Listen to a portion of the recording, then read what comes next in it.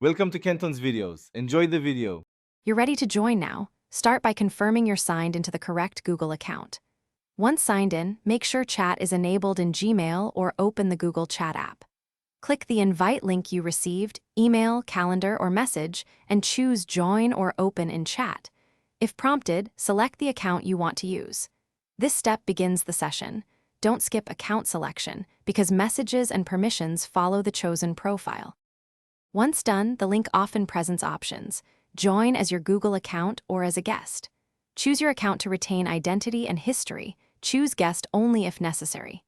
Make sure to allow microphone and camera permissions if you plan to speak or share video. Your browser or mobile OS will prompt.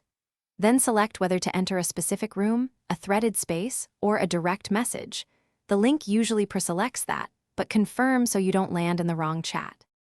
Complete the process by checking that you can type a message and see participants. Once in, set your mic and camera states. Mute when not speaking to reduce feedback. If you can't connect audio or video, toggle device permissions, switch devices, or reload the app. These quick resets solve most issues. If the link doesn't open, copy it into your browser, try an incognito window, or ask the sender for a refreshed invite. One key tip: sign out and sign back in.